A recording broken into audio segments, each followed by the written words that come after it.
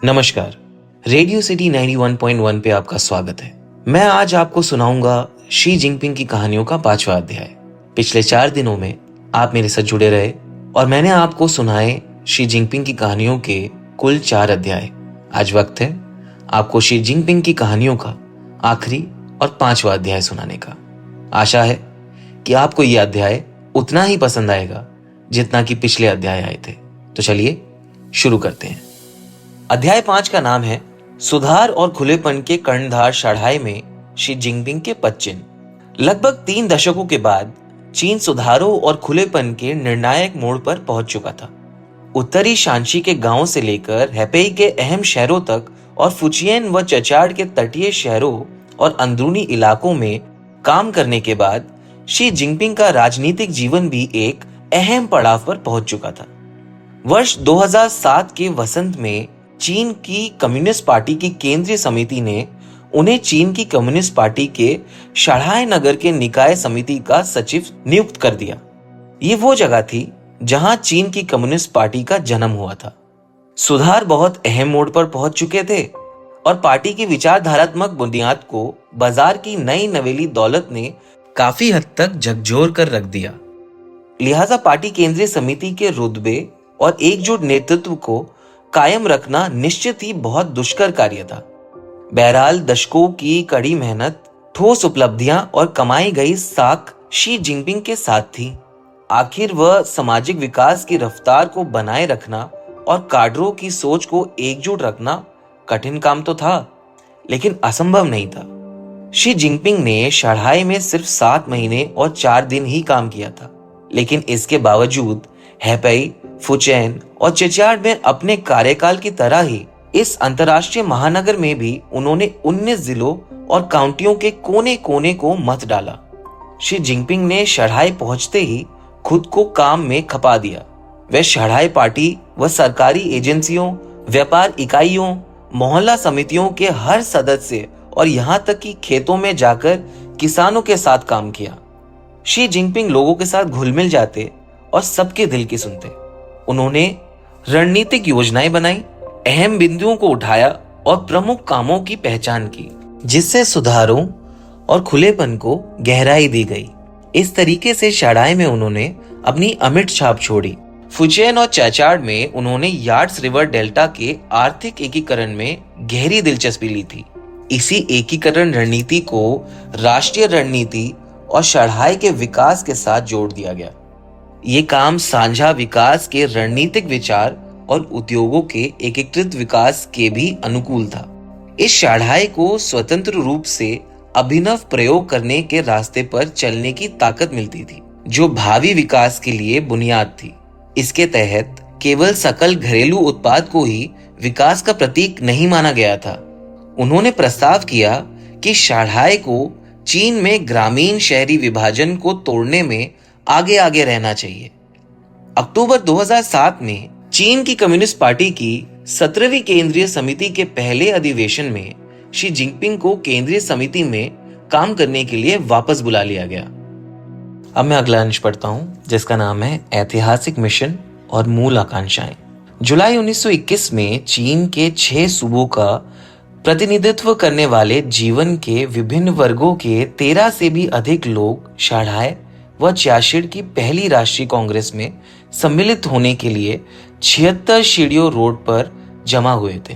कांग्रेस ने चीन की कम्युनिस्ट पार्टी का पहला कार्यक्रम को अपनाया, जिसने मौजूदा नाम पर मुहर लगाई और प्रमुख उद्देश्यों को चिह्नित किया, ताकि चीन में पूंजीपति वर्ग की सत्ता को उखाड़ फेंके और पूंजीवाद व निजी स्वामित्व का समूल नाश किया जाए। सीपीसी की 28 वर्षों के दौरान हर मोर्चे पर विजय होती रही। केवल माओ तस्तूड़ और तूड़ पीवू ही पीआरसी की स्थापना के गवाह रहे। 100 साल बाद कांग्रेस के दौरान उपस्थित शायद कोई भी सदस्य यह समझ नहीं सकता था कि चीन किन किन तूफानी बदलावों से गुजरा है।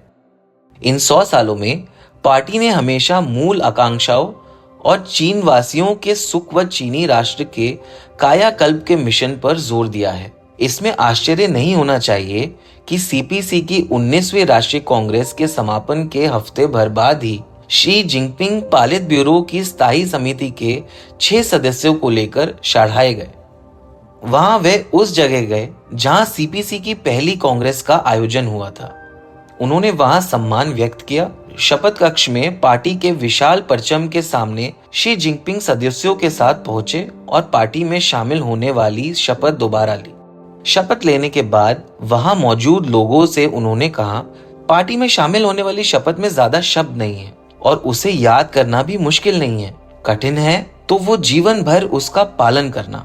पार्टी के हर सदस्य को पार्टी में शामिल वाली शपथ को मन में रखना चाहिए, उस पर मनन करना चाहिए और जीवन भर उस पर अडिग अटल रहना चाहिए। वर्ष 2007 में जब शी जिनपिंग ने नगर निकाय पार्टी समिति के सचिव का दफ्तर संभाला था, तब वे शंघाई नगर निकाय समिति के सदस्यों को लेकर पहली कांग्रेस वाले स्मृति कक्ष गए थे।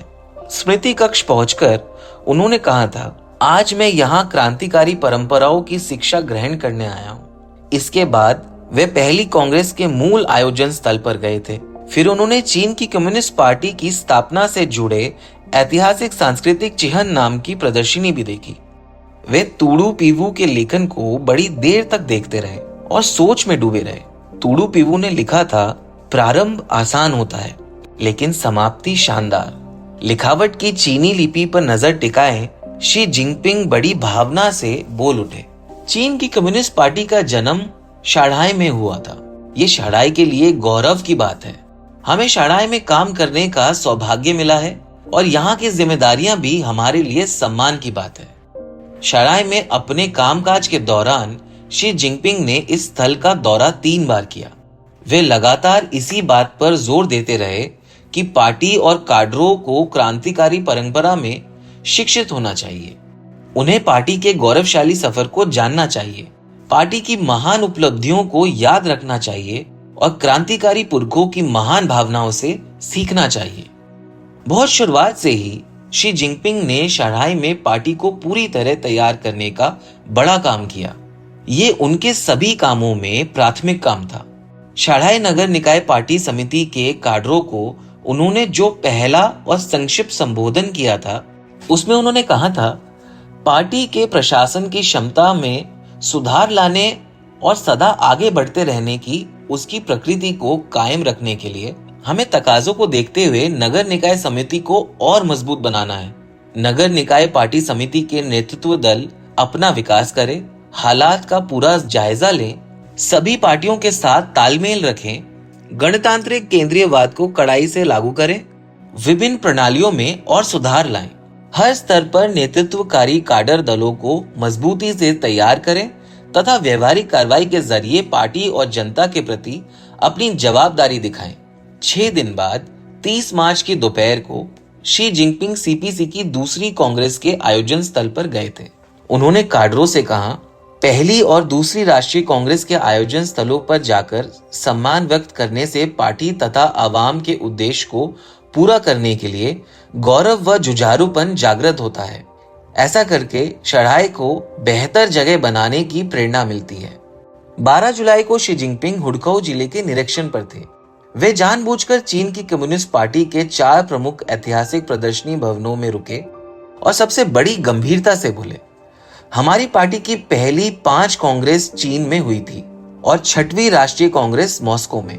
हमें पार्टी के इतिहास को उसकी पूर्णता में दर्ज करना और अगली पीढ़ी को शिक्षित करना चाहिए। स्मारक कक्ष बनने और ऐतिहासिक सामग्रियां जमा करने के बाद हमें पार्टी इतिहास पर शोध कार्य पर ध्यान देना होगा। जब वे 28 अगस्त को लीवान जिले के निरीक्षण पर थे तो उन्होंने काडरों से जोर देकर कहा था, लीवान चीन की कम्युनिस्ट पार्टी की पहली कांग्रेस का आयोजन स्थल है। बौद्धिक प्रतीकवाद के परिपक्ष में लीवान को पार्टी का उन्नत निर्माण स्थल बनाना चाहिए। ऐसा करके हम पार्टी की बुनियाद को मजबूत ही करेंगे। अपनी इसी व्यक्तित्व में शी जिनपिंग ने टीम बिल्डिंग, कार्यशैली, पार्टी का पार्टी द्वारा प्रबंध, पार्टी पर कड़ाई से शासन और पार्टी निर्माण को लगातार मजबूत करते रहने पर भी जोर दिया। वे पार्टी की क्रांतिकारी परंपरा से जुड़ी हर जगह को अहमियत देते थे, क्योंकि उनके लिए क्रांतिकारी परंपरा सबसे बड़ी बौद्धिक संपदा थी जो लोगों को एकजुट और प्रेरित कर सकती थी।